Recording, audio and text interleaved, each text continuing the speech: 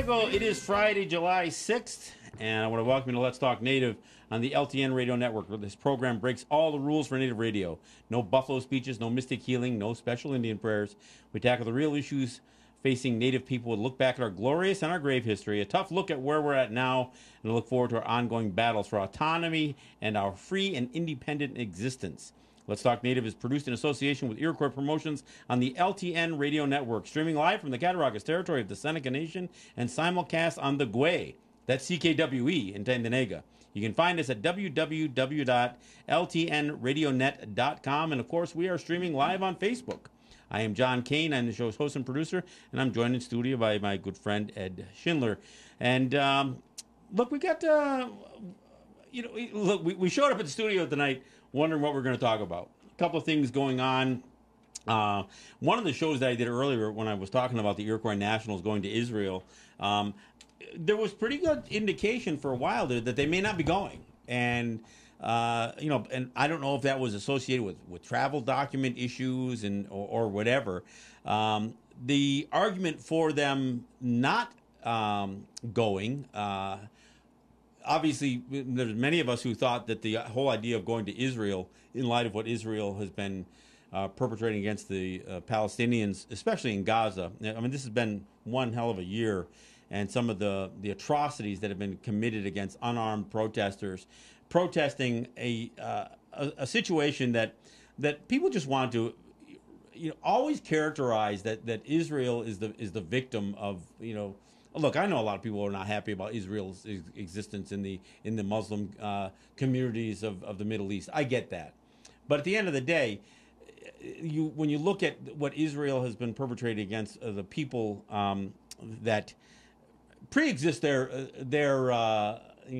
residency, so to speak, in that region. I mean, Israel was created after World War I. Look, obviously they have all kinds of biblical references to Israel being, existing, 5,000 years ago and the like. But when Israel was formed after World War II, it was an imposition on an existing population who lived there, regardless of the land claims from thousands of years prior to that.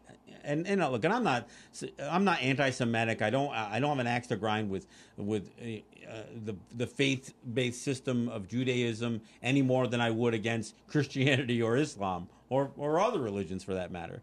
But I do have a problem with atrocities that are committed against indigenous peoples, especially when they're based on having a different faith, and that's clearly what's happened there. But the whole idea of the Iroquois Nationals going to play in Israel, it's akin to the United States moving their embassy to Jerusalem. It takes a side. It assumes that Israel is justified in their actions, and the fact that they're doing these things that fly in the face of human rights concerns at the UN and other places. For a people who have been advocating indigenous rights at the UN and all this other stuff, it stands as a stark hypocrisy to send our athletes to Israel, and I think some of that noise was reverberating around the Confederacy, and frankly, I'll take some responsibility or blame, whatever you want to call it, for helping that conversation to take place. But in spite of that conversation, the powers that be that have been riding lacrosse as their claim to fame, Oren Lyons and Sid Hill and others, they were not going to pull the stops out. And part of the reason is because there's punishment for pulling out from withdrawing from tournaments like this. And from what I understand, something to the tune of $125,000 fine if the Iroquois Nationals had pulled out of this thing. Not to mention losing standing within the FIL, the Federation of International Lacrosse. So all of a sudden, our view on things like human rights, indigenous peoples, atrocities being committed, gets compromised because of a fine and because of this organization that essentially has appropriated our sport from us.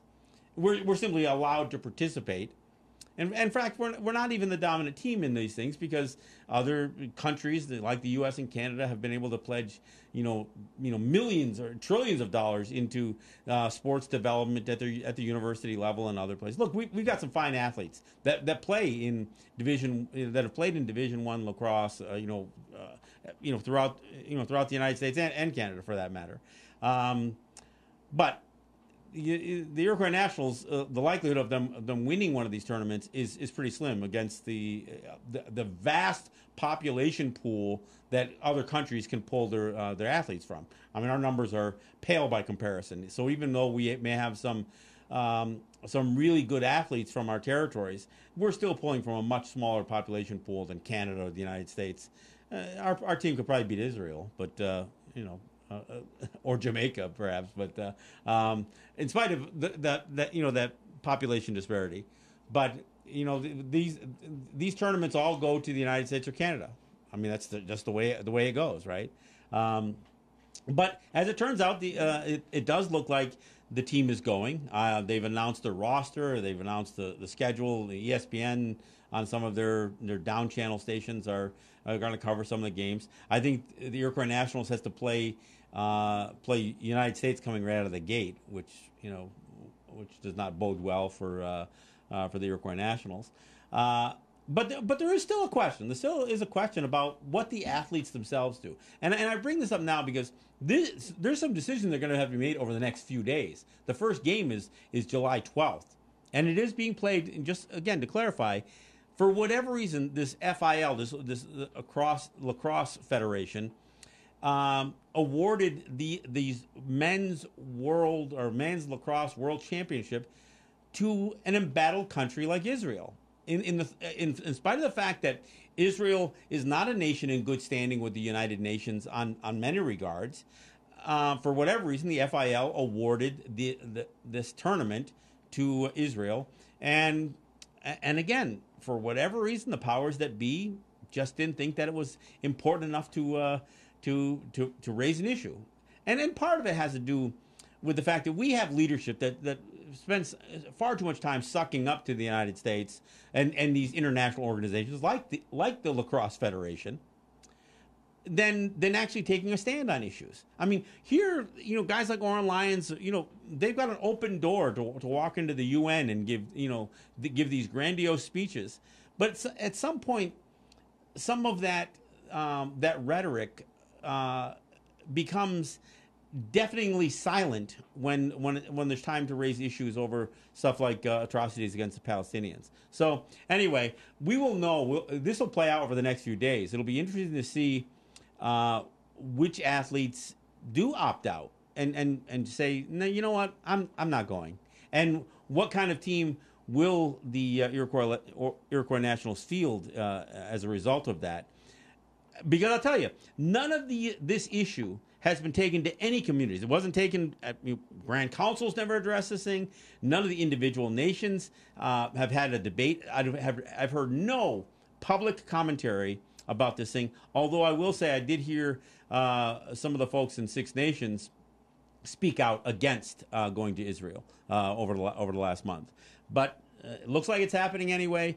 The powers that be, Ainsley Jemison and Oren Lyons and Sid Hill, they're going. Coaching staff is going.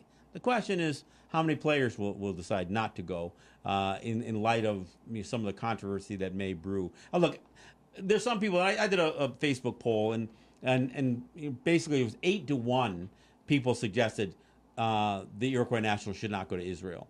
A few of those who thought they should go thought they shouldn't go simply out of safety, but most of them thought they shouldn't go because of the political statement it makes going, and that they not going should be a part of boycotting Israel for their behavior. There were a few people who thought that the team should go, but should go and make a statement in support of Palestine, which to me, that would be more controversial than staying home, to be honest with you. But that was among some of the statements that were offered and some of the choices that were made in the poll that I put together. But it's going to be interesting to see what plays out over the next next few days. I mean, the 12th is what on Thursday or it's next week anyway. It's a So week. yeah, so it'll be interesting to see what plays out over this next few days, because obviously if people are going to fly to Israel, they're going to have to go, probably at the beginning of the week. Now, which also raises another question. What are they going on? What are the travel documents? Did Onondaga pull off getting an approved passport, approved by the United States? That is, did they pull off getting a passport put together? From what I understood, their passports were not complete. So how is this team traveling to Israel? Are they traveling on a passport? Are they traveling on U.S. and Canadian passports? Did they get some sort of special waiver from Israel? And that might get you to Israel, but what gets you back? I think these are some of the questions. It would be interesting to find out whether the powers that be who manage the Iroquois nationals, who also claim to be the leaders of the Confederacy, I might add, whether they compromise themselves on this thing. I don't know. I don't know the answer to that question, but I did understand that there was passport issues as late as a week or so ago. So have they been resolved? Because what they did is they've adopted a passport that is not a paper passport. They've complied with the United States Department of Homeland Security's WHITI, Western Hemisphere Travel Initiative. I call it WHITI, but they're WHITI requirements. So they would have electronic chips and that kind of stuff. So Onondaga has spent a bunch of money to try to develop these passports. And again, there's a third party manufacturer involved, and so I don't know if these things have come through, and if because they're also part of the issue with these passports isn't just the idea of manufacturing them. Somebody has to control the data that is scanned into these cards, and I don't know if Onondaga's put together or are they just deferring this thing. Are these things just going to be glorified American passports? I mean, I don't know. That's most of us don't know the answers to those questions. But I wanted to mention that because it is something I've talked about in the past. And in fact, on a previous show, I had suggested that the buzz was that they weren't going, and it turns out that may have been wrong, or it may have been planted to be wrong intentionally. I don't know. Maybe it was a way to subdue the conversation and the controversy that was brewing out of that conversation. I don't know, but not going to dedicate the whole show to that, but I did want to address it because it is something. I've been in constant conversations with some folks from Onondaga and other places who are really, really concerned about what this represents, and I guess we'll find out. And keep in mind, there are Native athletes from every one of our territories. Here, Seneca Nation, there's at least 3 athletes from the Buffalo News says from Western New York, but from Seneca territory. There are people from Six Nations, from Ganawage, from Akwesasne, from Onondaga. I mean, again, all over all of our territories, have had an opportunity to have somebody be represented there. So I guess we'll see we'll see what happens with it all. And I think these are the conversations that we should have. And whether the decision is to, yes, by all means go, I think to send our athletes to a country that is behaving in a way that warrants a statement, then we should be giving a statement. We should be saying something. I think to just go silently and play the game and then pretend in this instance that having international play is not political, when we know all along, especially the powers that be in Onondaga, have been using this as political fodder all along. They've used it in their passport debates. They've used it constantly. I mean, there's no question that that Onondaga has made lacrosse a political football. Is that too many metaphors? I don't know. But regardless, it has been. All right. But here's what I do want to talk about. Obviously, I've got Ed Schindler in studio. And one of the conversations that we've been kicking around, and part of it was born out of, again, some of my callers from my New York show. This idea that we have to debate where Native people come from. So, because most non-Native people can't accept the fact that this is our origin, right? That our homelands are our point of origin. So the question for white people and now black people alike, has become, well, we know where you came from, and we're going to tell you where you came from, and we've got theories that and they're not really theories. That's another thing we discussed. We have hypotheses that that are suppositions that we believe explain where you come from, regardless of whether there's any scientific data to back that up, or sufficient scientific data even to reach that standard to call these things a theory. But they've been teaching kids in schools the Bering Strait theory since I was a child.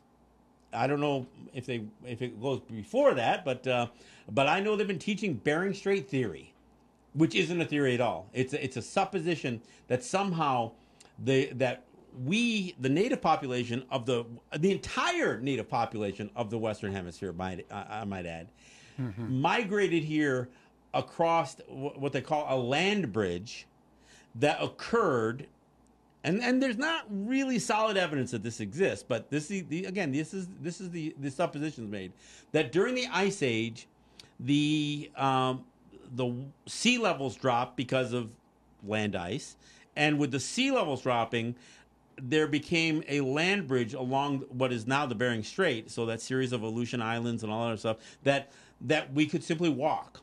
And that our entire population was born out of a migration from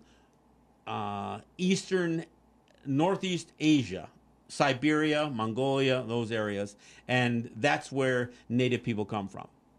That's where the entire native population of the Western Hemisphere come from. And in fact, they've even tried to suggest that there's some DNA connections between some of the native people in North America anyway, and Siberians and Mongolians and some of the people in that area. Of course, the problem with that theory is that they keep suggesting, okay, according to our ice bores, we know when the ice was the highest and when that land bridge would have happened, and they make all these calculations. So that migration must have taken place, and sometimes they were saying it as recently as like 8,000 years ago.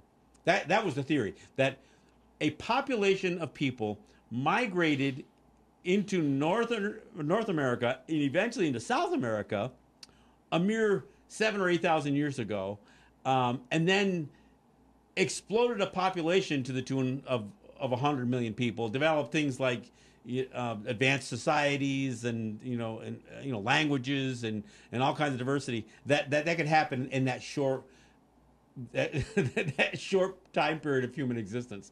And of course, the problem with that original window is they keep finding evidence that predates that 7,000 year window. They find footprints and artifacts, and through archaeological digs they keep finding more and more. And of course then they say, okay, well, we see there was another window that was possible 10,000 years ago. Then they find more evidence of our existence that predate that window, and then they say, 13,000 years ago. Now they've almost jammed that whole Bering Strait hypothesis, theory, guess, supposition, whatever you want to call it, back up against windows that basically have been slammed shut by evidence of native existence in this Western Hemisphere. So. But they're still teaching it. They're still teaching it in school. They're still teaching little kids in school that that is where native people came from. And so that's one of the... and again, these are always pitched as the single point of origin for our people in this Western Hemisphere. So that's pretty much been debunked. Now, going back at that, I will say, there's probably some evidence to suggest that a migration did take place at, across a Bering Strait land bridge. But there's more evidence that it went the other way. So when people look at that DNA question, and they say, "Oh yeah, there's a population in the Mongolia, Siberia area that whose DNA matches some of the native DNA markers." Well, if they match our markers, it would make more sense that they migrated from us to them than from them to us. Why would their DNA not just be totally sequenced with other Asians or Europeans? I mean, and that's what Louis. I mean, I'm not the first one to come up with this idea. Louis Hall, Vine Deloria, others have talked about this in the past. There's as much solid evidence to suggest that any migration that took place across the Bering Strait went the other way, and I think it's to suggest that a vast population that reached somewhere close to 100 million people all came across this land bridge is bizarre. I can understand a few people chasing a mammoth in full sprint, and following some other migration might have gone, but to suggest that an entire population that would and I would not suggest that we are the single point origin for all of the population of Europe or Asia either. I'm not going there. So this isn't about tit for tat. I just think to see a number of people in northeast Asia that may have had some genetic similarities to our folks, to me it points more to the notion that the migration went the other way. But that's not the only quote unquote theory, or what is being pitched as a theory out there. There's been a strong, and this is what was born out of a conversation on my show in New York. There's been a strong push by certain people, and I'm not saying it's broad based, but a certain people, and there's been writers and anthropologists, and again there's several pieces that have been written on this that suggest that the native population of the Americas came from Africa. I mean, that somehow our single point of origin had to do with the Phoenicians or others who sailed, across from the west coast of Africa to the east coast of South America, and they point to things like sculptures that have been found in South America in the Amazon that show perhaps fuller lips and wider nose and that kind of thing, and not to suggest that within each people, and I want to say race, but within any population, you're going to get some variations in features. I mean, if you, even amongst black people, if you look at people from Kenya or Nigeria versus Egypt or other places, you will see different features, right? So I don't know. I mean, that's one of the theories. And in fact, what I've learned from some of the callers in my show in New York was that there have been people who have been showed up even at native events like powwows and other social gatherings in full African garb that almost try to bring a point of contention to native people, saying, "You come from us." I mean, I'm just flat out saying that we are the indigenous people. And that's and that I don't know that we've just been watered down. That we were all Africans that came across the Atlantic Ocean to populate, and we just got we got here before the Europeans made a mass exodus from Europe to our shores, and so I mean, to address that issue, I think it's entirely possible that navigators from Africa made it to South America. There's prevailing winds. We know that's the way hurricanes, right? They travel off the coast of Africa and they come to the Caribbean. So the idea that somebody skilled in navigation, or perhaps even lost at sea, could have made it across under certain weather systems, could have made it across that. It's not that wide, folks. It's a smaller trip from Africa to South America than from even Columbus's voyage to the Caribbean. It's a short trip. Although, keep in mind that the Azores, which is already quite a ways off of the European coast, was still pretty well established as part of Europe. But no, I think it's perfectly reasonable that that Africans made it across the Atlantic Ocean but to meet other people that were already here. That's my point. I think it's entirely possible that people came, whether they came across a land bridge on Bering Strait or whether they just migrated, did coastal navigation to come from, Western Asia or even Southeast Asia. I mean, the Polynesians were great navigators and explorers. I mean, it's entirely possible that people from Europe came. Obviously, we know Vikings may have landed. Greenland is considered part of North America, at least when you look at the continents. Most people don't know that, but it is part of North America.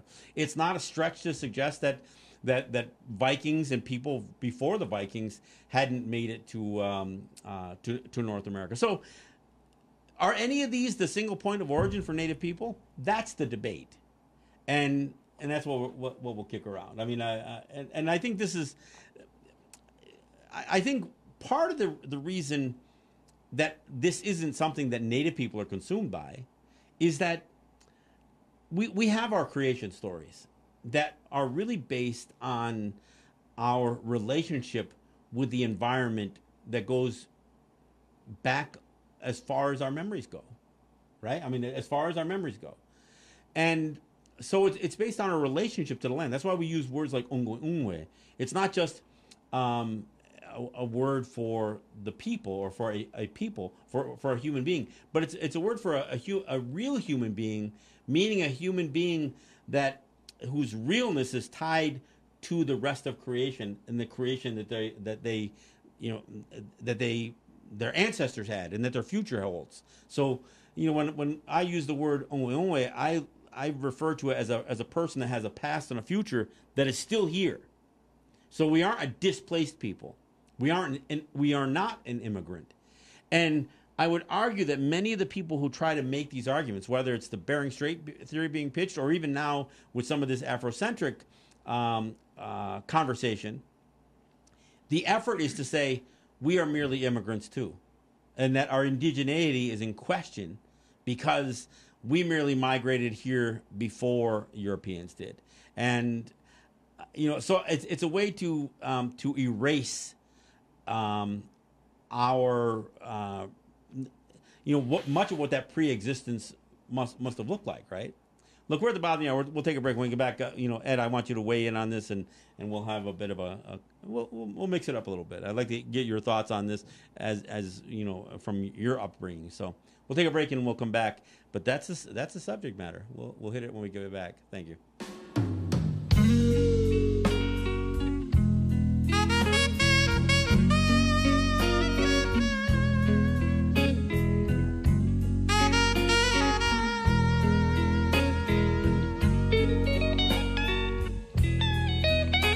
The days seem so long since you've been gone. Thought nothing could keep you from me.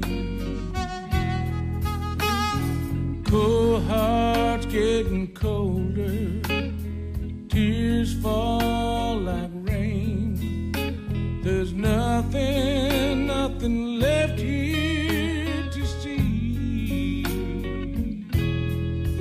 So I blame it all on Monday, straight on up through Sunday.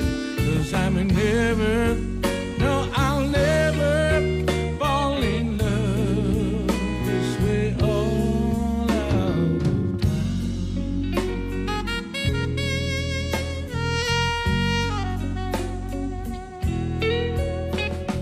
Got you on my mind, missed all the signs. Why did this have to happen this way? Empty closets out the door didn't leave me much more. 'Cause no one made me feel like you do. So I blame it all on Monday, straight on up through Sunday. 'Cause I will never, no, I'll never fall in love this way all out of time.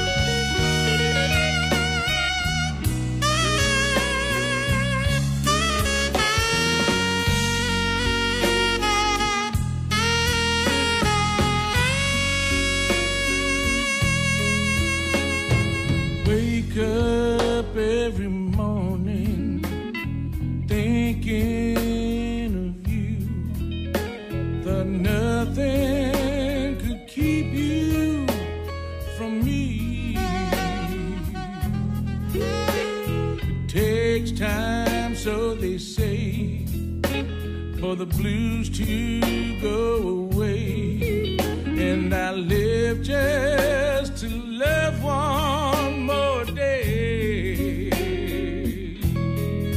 So I blame it all on Monday, straight on up to Sunday, 'cause I'm in heaven. No, I'll never love this way.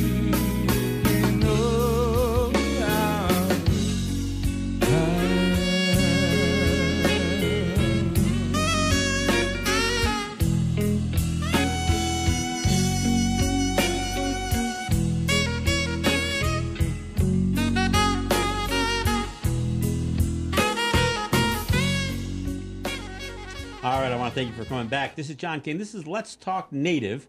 If you're joining us for the first time on Facebook or online, we do this every Monday and every Friday night from 10 to 11. We share the show on various Facebook group pages, so if you're catching us for the first time, you're probably catching it by accident. We also broadcast this on CKWE, the Gway up in Tandanega, and it's rebroadcast on a couple of other shows. But I'll get to that. Let me go ahead and thank my sponsors. I want to thank Ross and Holly John and the RJE family of businesses, Eric White and ERW Enterprises, Legacy 420 in Tandanega, Mike General with Mikey G's and Mikey's Emporium. I want to thank Ed Schindler, my guest here, and my friend who also supports the show, Cynthia Trice, Roger Jock, Neville Spring, and many others who help from time to time or who have helped in the past that have enabled us to enter what now is our 9th year of doing Let's Talk Native. And I want to thank all of you for your support, past and present, for joining in the fight and doing your part. I also want to thank Unity Stream and Apache Radio Net for providing our streaming. And again, thanks CKWE for the simulcast and the rebroadcast of the show, as well as our internet partners, Netroots Radio, Real People's Media, and Indigenous Resistance Radio for carrying Let's Talk Native on their networks. And look, I do want to thank all of you who are administrators for the various group pages that we post the Facebook live stream to. Obviously, you allow us to occupy some space on your group pages, and I appreciate that. We're trying to get a message out there, and sometimes we think, and I believe that we're presenting something that isn't being talked about elsewhere, or if it is, we think that there's a perspective that needs to be added to the mix, and so that's kind of what we're doing here. Today we're talking about this single point origin for native populations in the Western Hemisphere. Of course, there's a lot of single point origin theory associated with man in general. That all mankind or all man came from a species in Africa, and of course there's some debate, and there's been more DNA challenges, especially because of I guess investigating DNA from Neanderthals and others. So I mean, there's a look. It's a science, but it's not a science that we as Native people are consumed by.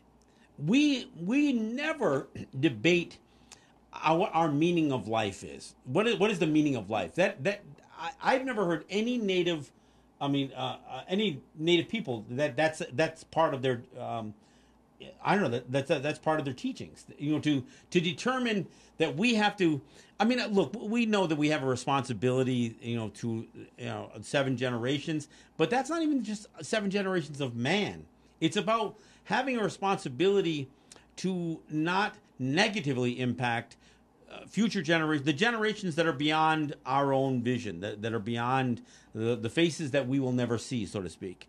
But in terms of what our function is, that that we're somehow the hand of God, or I don't know that we have to debate this meaning of life, or the origins of the universe, or our origins. Look, we have creation stories, and as I said earlier, those creation stories are often tied to our relationship with creation, not necessarily the relationship with the Creator. Those stories are different, have different messages and meanings and lessons. And of course, they're also, most of these creation stories are what we teach our young. And it's to give a child's mind a little bit of insight into our place in the world, right? I mean, that's really what the creation stories are for. They are not meant to be the historical explanation. I've even heard people suggest that our creation story has been proven out by wormhole theory.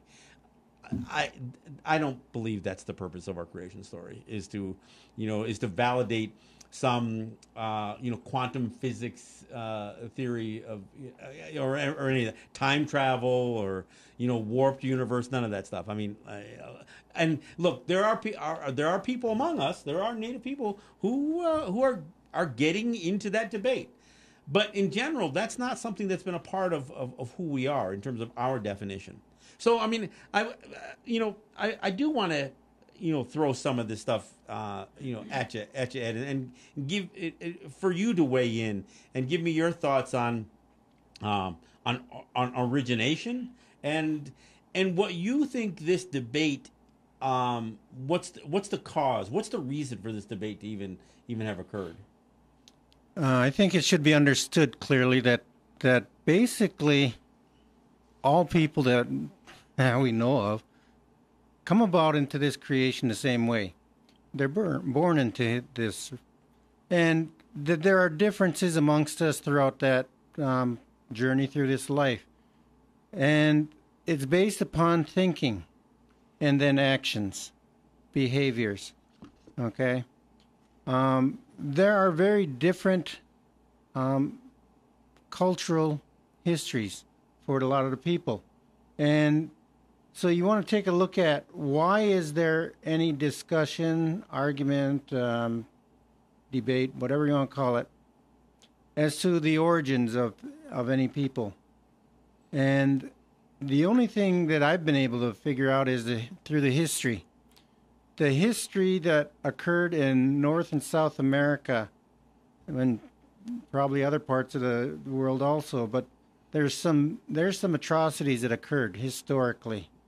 And what I found out, because I majored in Native American history and American history, is that these atrocities are hidden.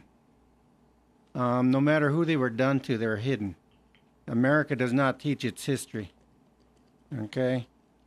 And so they have reasons to hide that because of what they've done to people, and they've maintained political and legal arguments for what they did, taking land, holding slavery, denying immigration, all of those things that America's been doing, and why I think has a lot to do with why they're arguing origins. Well, and to your point, one of the debates that I was involved in this week had to do with what defines us. And somebody says, "Well, we're not defined for who we are, but what we do." And the person I was having this discussion with was saying that that's wrong. And I said, "No, there's nothing. As for what you're saying, it does make sense for us to be defined by our actions. It's what we do that defines us. It's what our actions are. It's less about genetics. It's less about race and ethnicity.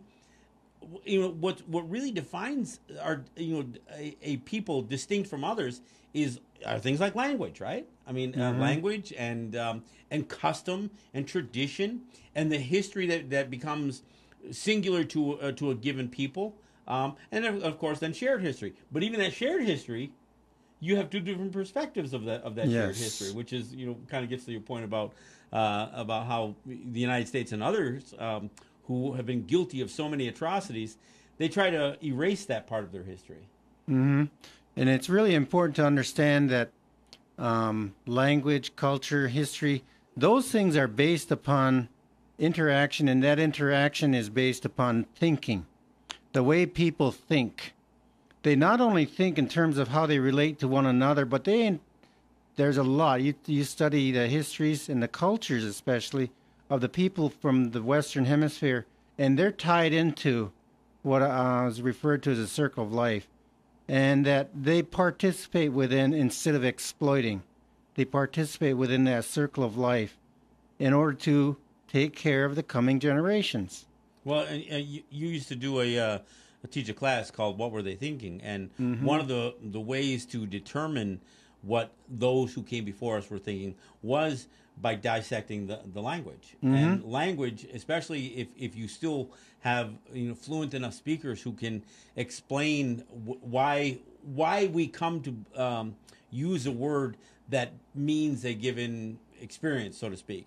And when you can break that word down, you're that's why, because this was their experience, and this is how one of the examples that my friend Paul always gives has to do with the word for rain. Yes. And the fact is, we don't have, our languages are not very noun based. They're based. They're adjective, adverb, or verb based. They're descriptors. So when our word for rain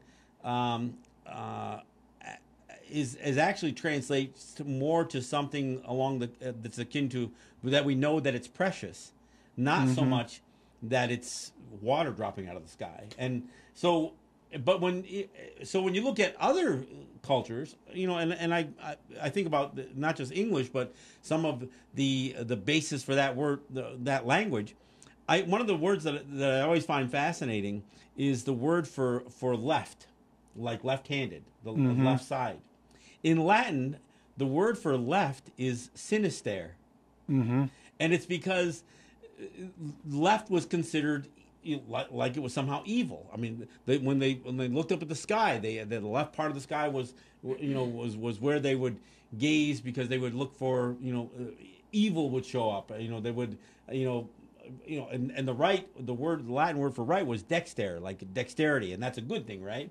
So you have sinister for the word sinister comes from the Latin word for left, and dexter, which means good or agile or whatever. I mean, when people talk about dexterity, right, that it's associated with right. I mean, it gives you an idea what people were thinking with some of that word origins. And so, I mean, when you do look at the things that that define us or become some of those identifiers, language and how we used our experience to develop that language, and then the things that we do with that as a part of a culture is what really defines us. So what we do does define us. It's interesting not only what the words were, but there's interesting to look at what words were not existent. In Haudenosaunee, there was no words or phrase for "I'm sorry." Yeah. Okay. For forgiveness. It was acknowledged by how you spoke, the tone and all that stuff, because it wasn't that you were asking for forgiveness. It's that you were letting them know that that you felt sorrow or sympathy to move. For something. Like, yeah. There's a phrase, "sasaik," means get out of the way, but it doesn't mean in terms of giving an order. It means basically you're warning them, okay? And there's no word for goodbye. In English, goodbye is basically a permanent departure, okay?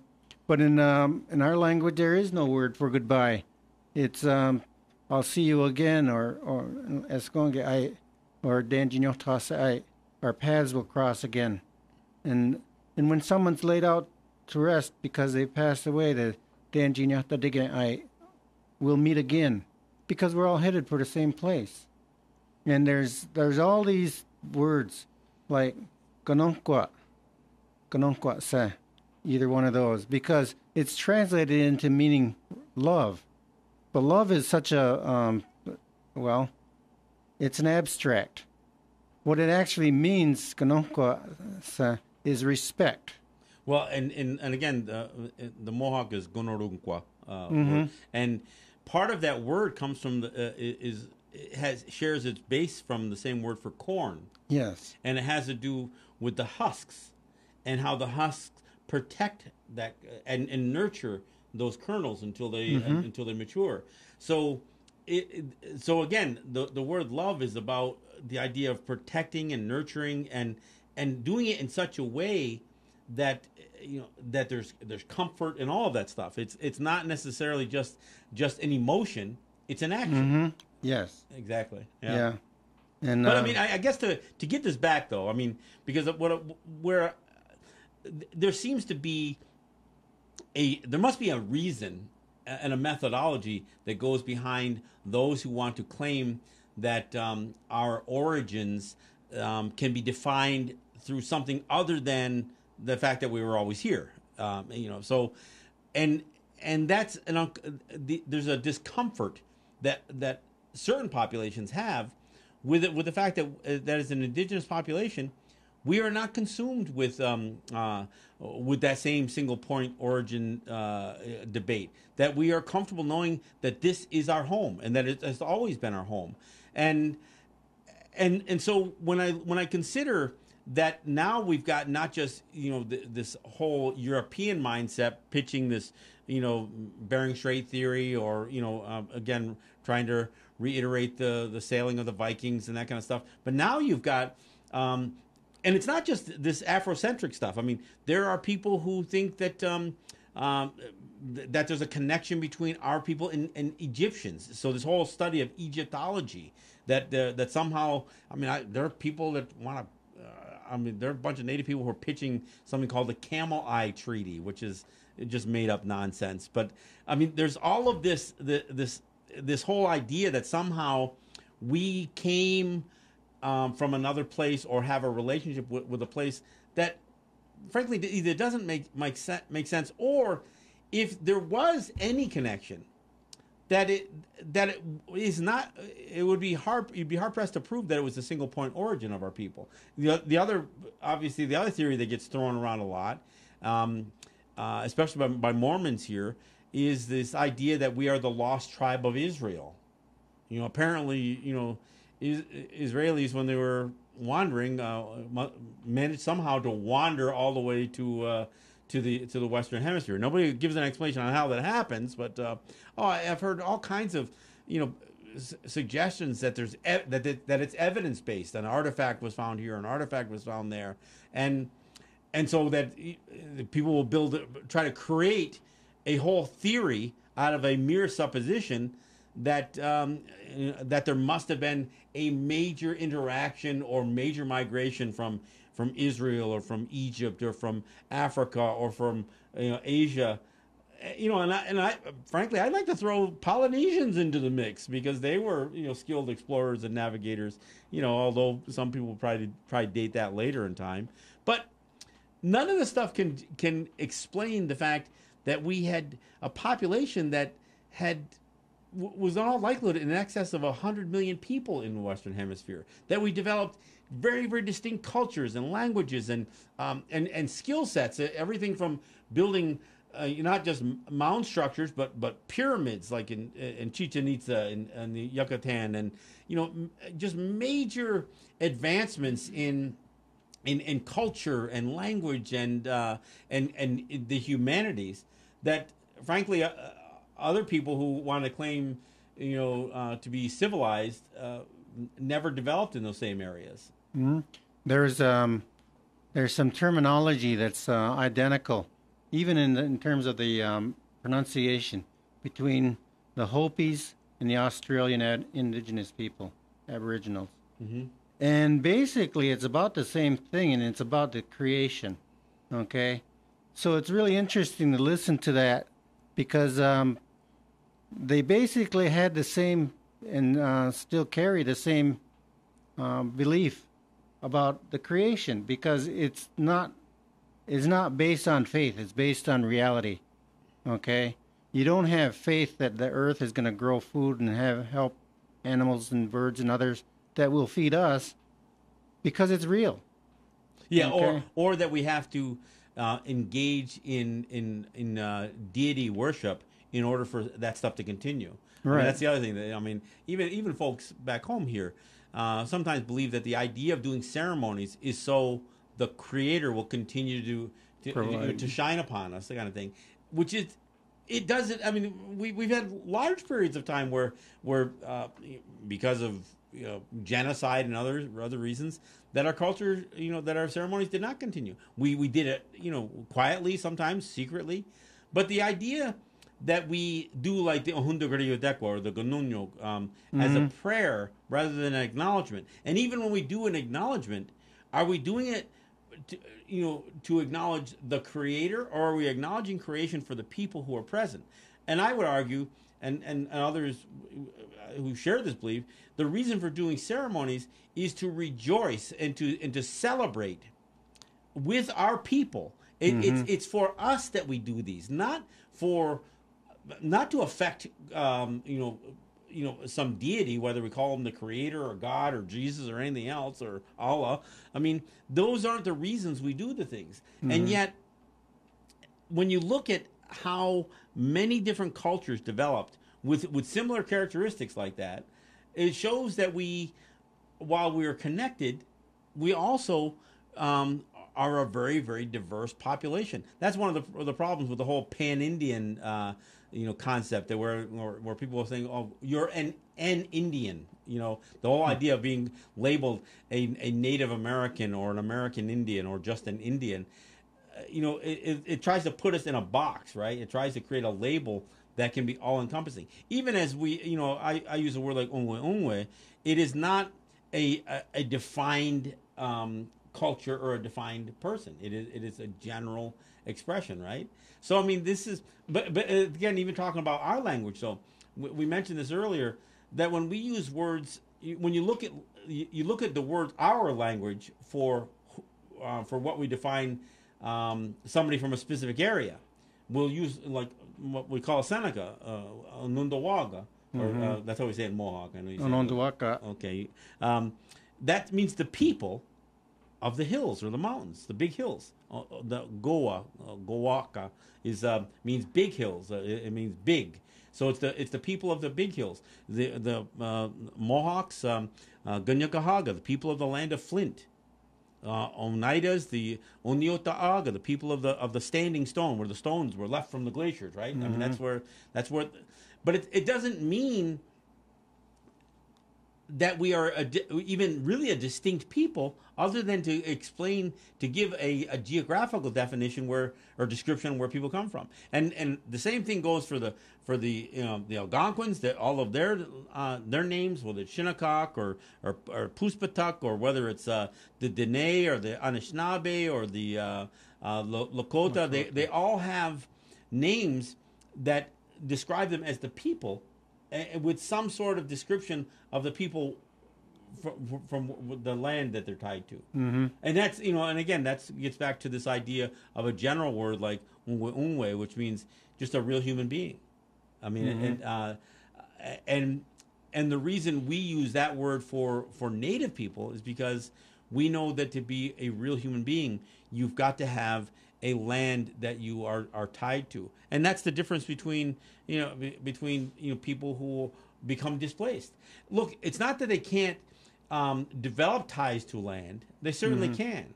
But the interesting thing is, when we talk about like the immigration debate issue, I mean, let's face it, you got the people of the United States who have appropriated the word American to be theirs. I mean, that's like, make America great again, right? Make America. Well, isn't America your word for the entire hemisphere? I mean, isn't America both North and South America? So what is the American dream? What is the American values? What are all these expressions that people tie to the word America or American? And how does it become meaningless unless you only attribute that to the United States? And then, of course, what are those values after all, right? Yes. But I think part of the conversation, and the reason I wanted to have this conversation, is because those who want to debate our origin, there is an agenda. It's almost like they want to suggest that our indigeneity, our ties to this land are questionable because we merely migrated here before the Europeans did. And let's face it, that's what a lot of this stuff is behind. So whether you're talking about, I mean, look, we call the brown people of Central, the lower part of North America and Central and South America, we call them Latinos, right? That's only because the language they speak, because they speak Spanish, Hispanic, same thing. They aren't Latinos. If they're brown, they're indigenous people, right? And for the most part. And yet we give these names for it. And I know a lot of people who are now developing a real resentment to being labeled because that language was imposed upon them. Yes. You know, I mean, it'd be like calling us English people because we seem to have mastered English. I mean, it's just kind of crazy. But so I mean, I think this is the debate, and this is why the pushback for me isn't that there may not have been people who have made it here from some of these areas that are highlighted in these hypotheses. I just don't buy the notion, nor am I obsessed in trying to determine what a single point of origin may have been. You know, whether it was it would have to have been 50,000 years ago. Mm-hmm. I mean, at this point, we keep finding more and more evidence that goes back farther and farther into that window of time, that to suggest that there was a single point of origin, it would have had to have been 50,000 years ago or later or earlier, I should say. And so I don't know. Who knows what our single or where our origin really comes from, but I know to be defined as Ongoyongwe, this is our origin, and I'm comfortable with that. I'm okay with that. Put it that way. So anyway, that pretty much wraps up our time here. Yeah. I mean, I just felt like this was an issue that had to be addressed, and this Friday seemed like a good night to talk about it. So Ed, I want to thank you for joining in. I know I kind of ran over the whole conversation, so we need to get you more engaged in some of these debates, and we will do that as we go farther down the road here. I know you'll be around for a spell here, so I look forward to having you join us for each program. Mm-hmm. So again, I want to thank you, and we'll be back here on Monday. So see you soon. Okay. Nyawe. Iko Nyawe.